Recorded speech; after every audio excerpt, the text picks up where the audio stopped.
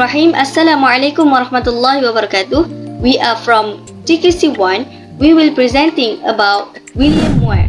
My name is Fatin Najihah binti Muhammad Nur. My metric number 1201842 and my group members KHAIRUN NAJWA binti KAMARUZAMAN, metric number 1201833, and the last one is NURFARIDATUL JANNAH binti MASRAN, metric number 1201836. First of all, I will talk about the biography of Sir William Muir. Sir William Muir was a Scottish Orientalist, scholar of Islam, and colonial administrator. Sir William Muir was born on 27 April in 1819 in Glasgow, Scotland. He was the son of William Muir, a merchant, and Helen McPhee. Muir was educated at Kilmarnock Academy, the Universities of Glasgow and Edinburgh, and Haileybury College. In 1837, he entered the Bengal Civil Service and later he served as secretary to the governor of the Northwest Provinces and as a member of the Agra Revenue Board, and during the Maltini, he was in charge of the intelligence department there. In 1865, he was made Foreign Secretary to the Indian government. In 1867, Muir was knighted KCSI, and in 1868, he became Lieutenant Governor of the Northwestern Provinces. In 1874, Muir was appointed financial member of the time of Muhammad and the early Caliphate. Muir retired from the civil service in 1876 and sat on the Council of India in London.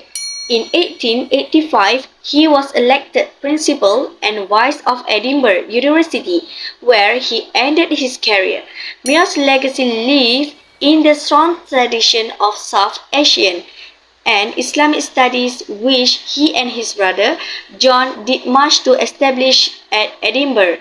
Muir was known throughout his life for piety and for consistent moral behavior. He married Elizabeth Huntley Worms in 1840 and had 5 sons and 6 daughters. He died on 11 July 1905. Next, William Muir's publications. Sir William Muir was a Scottish Orientalist, scholar of Islam and colonial administrator who wrote several books on the history of Islam, the life of Muhammad, and the early Caliphate. Here are some of his notable books. First, The Life of Muhammad from Original Sources. Second, The Life of Muhammad and History of Islam to the Era of the Hegira. Third, The Mameluke or Slave Dynasty of Egypt, 1260 to 1517 AD, end of the Caliphate. Next, the Caliphate, its rise, decline, and fall. Next, the Apology of Al-Kindi, 1882. Next, Annals of the Early Caliphate. Next, the Mohammedan Controversy, 1897.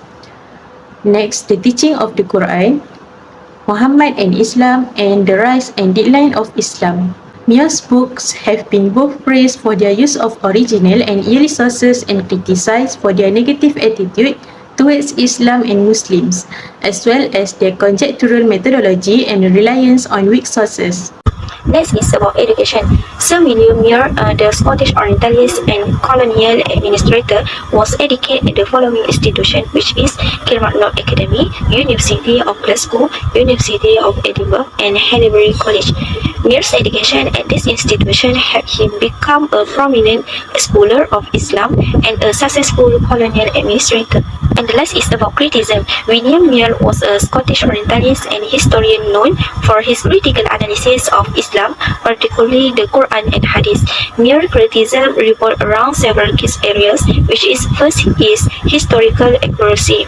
Muir questioned the historical accuracy of the Quran and challenged the traditional Islamic narrative. He argued that the Quran contained inconsistencies, contradiction, and anachronism, suggesting that it was compiled or edited at a later date. Second is hadith literature. Muir questioned the authenticity and reliability of the hadith, the sayings and action attributed to Prophet Muhammad. He argued that the hadith collection were prone to corruption, interpolation, and fabrication, casting doubt on their reliability as a source of Islamic law and practice. That is Muhammad's character. Muir expressed doubts about the character and moral conduct of Prophet Muhammad. He criticized aspects of Muhammad's life, including his marriage, military campaigns, and treatment of non-Muslims. Muir's interpretation often focused on negative aspects, leading to a biased portrayal. And the last is women's rights. Muir criticized Islam's treatment of women, claiming that the religion perpetuates gender inequality and restricts the rights and freedoms of women. However, his analysis often overlooked historical context and failed to acknowledge the improvements Islam brought to the status of women in 7th century Arabia.